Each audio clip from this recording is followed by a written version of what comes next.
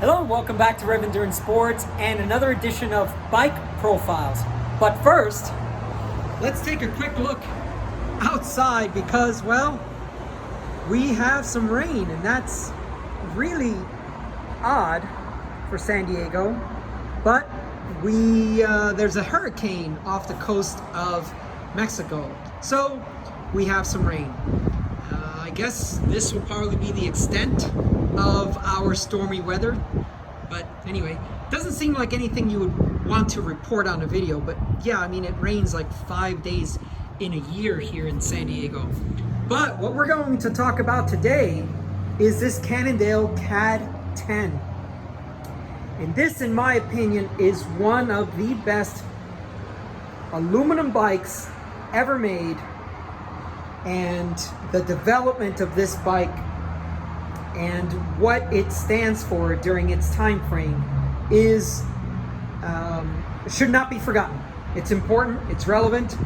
Now, this bike is a customer's bike. It came in because he needed cables and housing for his shift, his derailleurs to be replaced. So that's why it's here. It's not my personal bike, so let's get that out right away. However, I attended a camp for Cannondale up in Big Bear Mountain in San Diego, in Southern California, and it was the unveiling of this bike that basically was grabbing all of the attention at the time. And it was a Cannondale camp, and I'll link the blog post down below. This was 2010. So we're 12 years past that now, but this is a fantastic aluminum bike. Stiff like you want it, but you know, if you wanted to put some nice rubber on it, it would work really, really well. I got one of these frames personally, and I built it up with durace, and I had Zip 404 tubular wheels, and I used to race local criteriums with this bike, and it was a fantastic bike for that purpose. I did not do any ultra cycling on this bike, but the concept was, oh, it's a throwaway bike. And my goodness, how times have changed. This is a fantastic bike, but we used to think of aluminum bikes as, well, you ride it, you race it, you crash it, who cares, you get another one. Well, these days you can't get these bikes anymore. This is rim brake, CAAD 10, fantastic bike. So we'll just run really quickly through the customer's spec. So he's got 105 on here. He's got Shimano wheels, which are excellent value for the amount that you pay for them. There's an FS8 crankset. Now, probably the only thing I did not like about this frame, but at the time, this is what Cannondale was doing.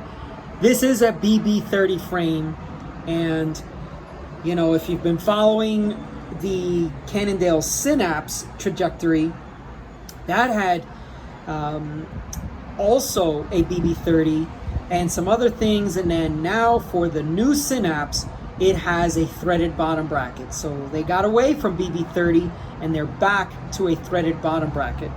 They are also back to a standard 27.2 seat post on the new Synapse. So I think they learned from their sins and they went back to tried and true things like threaded bottom brackets and 27.2 seat posts. So this customer, like I said, has some Shimano wheels with some gator skin tires on there, and he's got, you know, just a nice big cushy tire so he can ride on it. And it's a 28 tire, as I will show you now. And you know, this gentleman, he just gets out every now and then. He wants to just ride around the neighborhood, and he's not racing the bike, he's not doing anything but just enjoying getting wind in his face. He's got a nice cushy saddle. It was kind of nice when I went to do the test ride on this bike. I was like, oh, that's pretty comfortable. I wouldn't ride it for long distance, but for what this gentleman needs. This is the exact saddle that he should be riding. And he's got his little phone mount here. But getting back to this frame, just a fantastic front end on this bike. The stiffness of this front end, I mean, you could just see with these big, massive down to the junction here at the back of the head tube, front of the head tube. Now, this was always something nice that Cannondale did. It cleaned up the welds, so you had just you could see the weld, but it was all cleaned up and it wasn't all that noticeable until you looked at it. But one of the things that they did here, this was the